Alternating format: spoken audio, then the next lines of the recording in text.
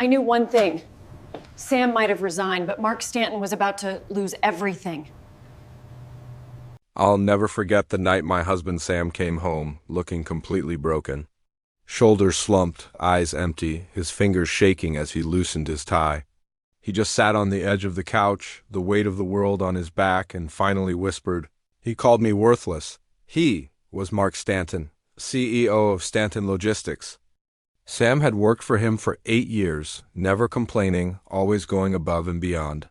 He fixed problems no one else could, handled the toughest clients, and stayed late while Mark took all the credit. That day, the warehouse system crashed because of Mark's incompetent nephew. Mark stormed in, screamed at Sam in front of the entire office, called him useless and worthless, and shoved a pile of documents into his chest. Sam resigned on the spot. He lost his job, but Mark was about to lose everything. What Mark didn't know was that Sam had access to years of internal financial data. He never planned to use it, but after being publicly humiliated, he told me everything. Illegal offshore transfers, false inventory reports, money laundering, it was all there. He'd begged Mark to stop for years, but he was too afraid to report his CEO. That fear was understandable then. Not anymore, my family is fiercely loyal. When Sam was hurt, we all rose to his defense. My brother Leo, a cybersecurity expert, said, "If this man destroyed Sam's livelihood, let's destroy his empire." My father, a man of few words, simply said, "No one calls my son worthless." And so the revenge began. Leo analyzed the files Sam had saved, uncovering even more incriminating evidence on a hidden server. My cousin Mia, a financial auditor, tricked Mark into sending her his company's financial statements. Then we went public. I contacted the most ruthless investigative news outlet in the region. Their reporter called me back in 12 minutes.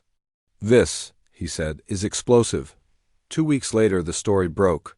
CEO involved in multi-million-dollar tax fraud. Stanton Logistics stock plummeted. Federal agents raided the office.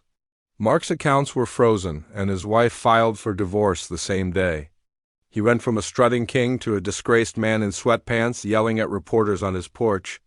Meanwhile, our family rallied around Sam. My nieces drew pictures of Uncle Sam the hero. We celebrated him, supported him, and reminded him every single day of his true worth. During the investigation, more of Mark's crimes came to light: embezzlement, identity theft, using company funds for lavish personal trips. At his hearing, he screamed, "This is because of Sam. He set me up." The judge replied coldly, "No, you are the reason you are here." 6 months later, Mark is unemployed and awaiting sentencing. And Sam? He now runs his own successful logistics consultancy. His integrity and talent are finally recognized. At a celebration we threw for him, Sam raised a glass and said, "I thought one cruel comment defined my worth." Turns out, it only revealed his emptiness. People often mistake quiet men for weak ones, but they forget that quiet men can have very loud families. And together we brought down a king to protect the man he called worthless.